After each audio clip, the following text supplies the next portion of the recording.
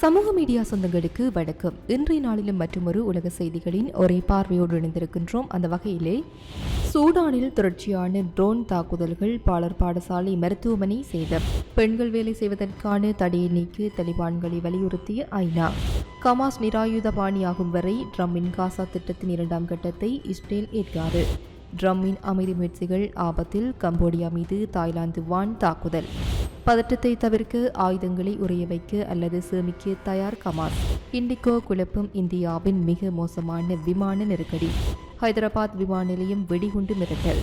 சூடானின் கலகம் சூழ்ந்து தர்பூர் பிராந்தியத்தில் நேற்று நடைபெற்ற 3 தனித்தனி ரோன் தாக்குதல்கள் நாட்டை முழுவதும் அதிர்ச்சிக்கு உள்ளாகியுள்ளன. பாடர் பாடசாலை, ஒரு மருத்துவமனை மற்றும் குழந்தைகளை மீட்க சென்ற குழுவினர் குறிவைத்து தாக்கப்பட்டுள்ளதாக உள்ளூர் தகவல்கள் தெரிவிக்கின்றன. தர்பூர் மாநிலத்தில் செயல்பட்டுக் கொண்டிருந்த ஒரு பாலர் பாடசாலையில் காலை நேரம் நடைபெற்ற முதல் தாக்குதலில் பல சிறார்கள் உயிரிழந்துள்ளனர். குறித்த தாக்குதல் எச்சரிக்கை இல்லாமல் நடந்ததால் ஆசிரியர்களும் மாணவர்களும் பாதுகாப்பு நடவடிக்கையை மேற்கொள்ள முடியவில்லை. 2ஆம் ட்ரோன் தாக்குதல் அருகிலிருந்து மருத்துவமனையின் அவசர சிகிச்சை பிரிவை தாக்கியது. காயமடைந்த குழந்தைகளை சிகிச்சைக்காக கொண்டு வந்திருந்த குடும்பங்கள் இதில் சிக்கியுள்ளதாக மருத்துவ பணியாளர்கள் தெரிவித்துள்ளனர். மருத்துவமனை கட்டிடத்தின் ஒரு பகுதி முற்றாக இடிந்து விழுந்துள்ளது. முதல் தாக்குதலில் சிக்கியிருந்த குழந்தைகளை பாதுகாப்பான இடத்திற்கு மாற்றும் பணியில் ஈடுபட்டிருந்த உள்ளூர் மீட்பு குழுவினரையே ட்ரோன் குறிவைத்துள்ளது. இந்த தாக்குதலில் மீட்பு குழுவினரும் பொதுமக்களும் பலர் காயமடைந்துள்ளனர். இத்தாக்குதல்கள் மனிதாபிமான சட்டங்களை நேரடியாக மீறுவதாக மனித உரிமை அமைப்புகள் கண்டனம் தெரிவித்துள்ளன.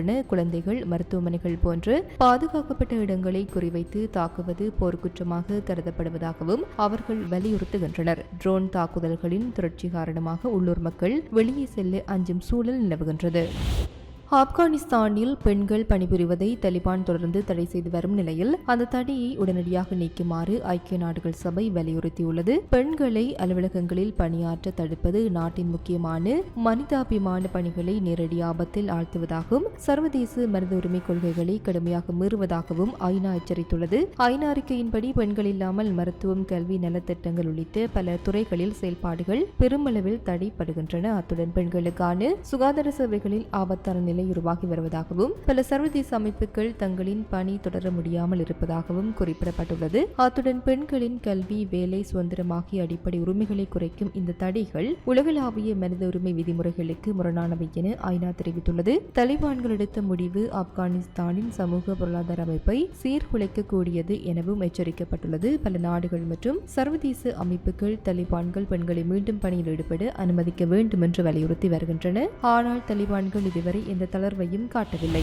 போர் நிறுத்தம் என அறிவிக்கப்பட்டிருந்த போதிலும் காசா பகுதியில் போர் தொடர்ந்து நீடிக்கின்றது. மஞ்சள் கோடு இடையக மண்டலத்தில் இஸ்ரேல் பாதுகாப்பு படை மற்றும் ஹமாஸ் இடையே தினசரி மோதல்கள் நடைபெற்று வருகின்றன. சமீபத்திய தாக்குதல்களில் பயங்கரவாதிகளை தடுக்கும் போது IDF 3 சுட்டுக் கொன்றதாக அறிவித்துள்ளது. செப்டம்பரில் வெள்ளை மாளிகையில் அமெரிக்க ஜனாதிபதி டொனால்ட் ட்ரம்ப் அறிவித்த ஹாசா 20 அம்ச திட்டம் தொடர்ந்து முன்னேறுகின்றது. இதன் 2ஆம் கட்டமாக ஃபேஸ்போர்ட் என்ற அமைப்பை டிசம்பர் 15 அன்று ட்ரம்ப் அறிவிப்பார் என்று எதிர்பார்க்கப்படுகின்றது. இந்த குழு காசாவின் தற்காலிக நிர்வாகம், மறுகட்டமைப்பு நிதி மற்றும் இறுதியில் சீர்திருத்தப்பட்டு பாலஸ்தீன் அதிகாரத்திற்கு ஆட்சி மாற்றப்படுதல் ஆகியவற்றை மேற்பார்வையிடும். ஆனால் இந்த திட்டத்தின் முக்கிய நிபந்தனையான ஹமாஸ் நிராயுத பணியாக்கும் அதன் ஆரம்ப கட்டத்திலேயே சிக்கலில் சிக்கியுள்ளது. இஸ்ரேல் குறிவைத்து தாக்கிய ஹமாஸ் வெளிநாட்டு தலைவர் கலித் மஷால் ஹமாஸ் தனது ஆயுதங்களை ஒப்படைக்கவோ, காசா ஆட்சியை கைவிடவோ அல்லது சர்வதேச மேற்பார்வைக்கு பயணிக்கவோ மாட்டாது என்று உறுதியாக தெரிவித்துள்ளது. எதிர்ப்பின் ஆயுதங்கள் நமது மக்களின் மரியாதை என இஸ்தான்புல் நடைபெற்ற ஜெருசலேமுக்கு உறுதி மாநாட்டில் அவர் கூறியுள்ளார். கத்தார் மற்றும் சவுதி அரேபியா உட்பட சில நாடுகள் இஸ்ரேலை குற்றம் சாட்டுகின்றன.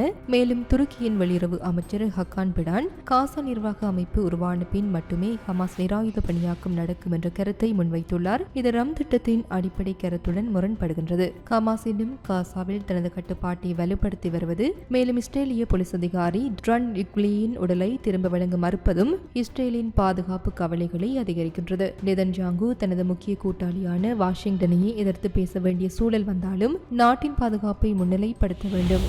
தாய்லாந்து கம்போடியா எல்லையில் பதட்டம் மீண்டும் கொழுந்துவிட்டது. இன்று காலை சர்ச்சைக்குரிய எல்லை பகுதியில் தாய்லாந்து வான்வழி தாக்குதல்களை நடத்தியுள்ளது. இருதரப்பும் அமெரிக்க ஜனாதிபதி டொனால்ட் ட்ரம்ப் மற்றும் மலேசிய பிரதமர் அன்வர் இப்ராஹிம் மத்தியஸ்தத்துடன் கையெழுத்தான சமீபத்திய போர் நிறுத்தத்தை ஒருவரையொருவர் மீறியதாக குற்றம் சாட்டுகின்றனர். இந்த தகவலை ப்ளூம்பெர்க் மற்றும் ராய்டர்ஸ் நிறுவனங்கள் உறுதிப்படுத்தியுள்ளன. புதிய மோதல்களில் கம்போடிய படைகளின் துப்பாக்கிச்சூடு காரணமாக உபோன் ரட்சதானி மாகாணத்தின் 2 மாவட்டங்களில் சண்டைகள் வெடித்தன. இதில் ஒரு தாய் சிப்பாய் துப்பாக்கி கொல்லப்பட்டதாகவும் 4 பேர் காயமடைந்ததாகவும் தாய்லாந்து ராணுவம் தெரிவித்துள்ளது. தாய்லாந்து ராணுவத்தின் கருத்துப்படி கம்போடிய படைகள் சிறிய ஆயுதங்கள் முதல் பீரங்கிகள் வரை பல்வேறு ஆயுதங்களை பயன்படுத்தி எல்லைப் பகுதிகளில் தாக்குதல் நடத்தியுள்ளன. இதற்கு பதிலாக தாய்லாந்து இரு வழி நடவடிக்கைகளை தரைவழி மற்றும் வான்வழி மேற்கொண்டதாகவும் அவை இறையாண்மையை பாதுகாப்பதற்கான சர்வதேச விதிகளின் அடிப்படையில் மேற்கொள்ளப்பட்டவை என்றும் தெரிவித்துள்ளது.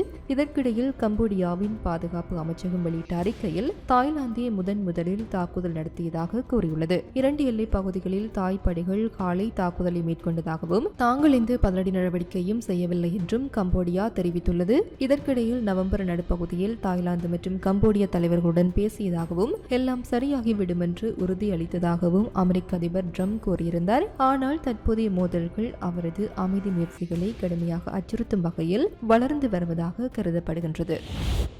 இஸ்ரேலுடன் நடைபெறும் போர் நிறுத்த முயற்சிகளின் ஒரு பகுதியாக மேலும் மோதல்களை தவிர்ப்பதற்காக ஹமாஸ் தனது ஆயுதங்களை உறைய வைக்க அல்லது தற்காலிகமாக சேமித்து வைக்க தயாராக இருப்பதாக ஹமாஸ் சீரா கவுன்சில் உறுப்பினர் பஸ்ஸிம் நைம் அசோசியேட்டட் பிரஸிடம் தெரிவித்துள்ளார். எதற்கும் உரிமையை தக்க வைத்திருப்பதோடு பாலஸ்தீன அரசை உருவாக்கும் அரசியல் செயல்முறையின் ஒரு பகுதியாக ஆயுதங்களை ஒதுக்கி வைக்கலாம் என நைம் குறிப்பிட்டார். நைம் இது தொடர்பாக மேலும் கூறுகையில், இந்த நேரத்தை தீவிரமாகவும் விரிவாகவும் பயன்படுத்த வேண்டும். ஆயுதங்களை உறைய வைப்பது, சேமித்து வைப்பது இவை அனைத்தையும் நாம் விவாதிக்க தயாராக உள்ளோம். ஆனால் போர் நிறுத்த காலத்தில் அவற்றை பயன்படுத்த மாட்டோம் என்று பாலஸ்தீன உத்தரவாதங்கள் இருந்தால் மட்டுமே என கூறினார். அமெரிக்க ஜனாதிபதி டொனால்ட் ட்ரம்ப் முன்மொழிந்த 20 அம்ச அமைதி திட்டத்தை பற்றிய கருத்து தெரிவிக்கையில் அதில் பல தெளிவுபடுத்தல்கள் தேவை என்று நைம் கூறினார். முன்மொழியப்பட்ட சர்வதேச நிலைப்படுத்தல் படை குறித்து அவர் கவலை வெளியிட்டார். அமெரிக்கா அடுத்த ஆண்டு தொடக்கத்தில் காசாவில் தரையில் படைகள் நுழையலாம் என எதிர்பார்த்துள்ளதாகவும் இது ஹமாஸுக்கு ஏற்றுக்கொள்ள முடியாதது எனவும்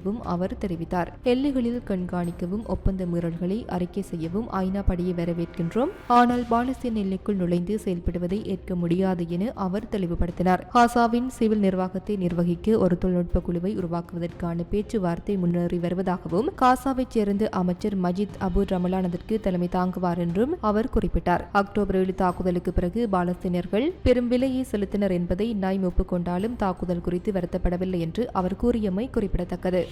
இந்திய விமான போக்குவரத்தில் ஒரு வாரமாக நடந்துள்ள கடுமையான குழப்பம் ஆயிரக்கணக்கான பயணிகளை விமான நிலையங்களில் சிக்க செய்துள்ளது. இண்டிகோ விமான நிறுவனத்தில் ஏற்பட்ட இந்த திடீர் சரிவு நாட்டின் வரலாற்றில் மிக மோசமான விமான போக்குவரத்து நெருக்கடியாக கருதப்படுகின்றது. கடந்த ஒரு வாரத்தில் 2000க்கும் மேற்பட்ட விமானங்கள் ரத்து செய்யப்பட்டு பல விமானங்கள் கடுமையான தாமதத்துடன் வந்தன. சமூக வலைத்தளங்களில் பரவிய செய்திகளும் பயணிகளுக்கு ஏற்பட்ட இடையூறு அளவுக்கே சுட்டிக்காட்டுகின்றது. பொதுமக்களின் அன்றாட வாழ்க்கை இதனால் பெரும் பாதிப்பை சந்தித்துள்ளது. இண்டிகோ நிறுவனத்தின் நிர்வாகம் இதற்கான காரணங்களை ஆராய்ந்து வருகின்றது. மேலும் பயணிகளுக்கான மாற்று ஏற்பாடுகள் செய்யப்படுவதாக தெரிவித்துள்ளது.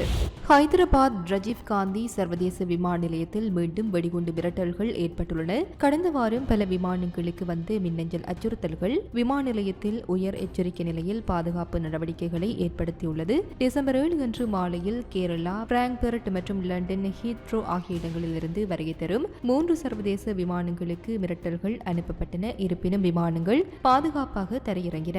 ஆனால் தடுப்பு செயல்பாடுகள் காரணமாக விமானங்கள் தாமதமானது. கடந்த சில நாட்களாக டெல்லி, துபாய் மற்றும் மதீனா ஆகிய இடங்களில் பயணித்த விமானங்களுக்கும் இதேபோல் மின்னஞ்சல் அச்சுறுத்தல்கள் வந்துள்ளன. அனைத்து விமானங்களும் பாதுகாப்பாக தரையிறங்கின. ஆனால் பயணிகள் மற்றும் விமானப்படையினர் கவனத்தை அதிகரித்தனர். ஹைதராபாத் விமான நிலையம் நிகழ்வை தன்னிடம் உள்ள வாடிக்கையாளர் ஆதரவு ஐடிக்கு வந்த மின்னஞ்சல் மூலம் கண்டறிந்து நிலையான பாதுகாப்பு நடைமுறைகளை உடனடியாக செயல்படுத்தியது. இத்துடன் குறித்த காணொளி நிறைவு பெறுகின்றது. இது தொடர்பிலான உங்களுடைய கருத்துக்களை கமெண்ட் வாயிலாக தெரிவிக்கலாம். இது போன்ற பல செய்திகளை தெரிந்து கொள்ள நம்முடைய சமூக மீடியா யூடியூப் சேனலை சப்ஸ்கிரைப் செய்து அருகிலுள்ள பெல் பட்டனை கிளிக் செய்யுங்கள். மேலும் செய்திகளை உடனுக்குடன் தெரிந்து கொள்ள சமூகமீடியா.com என்ற இணையதளத்தின் வாயிலாக எங்களுடன் இணைந்திருங்கள்.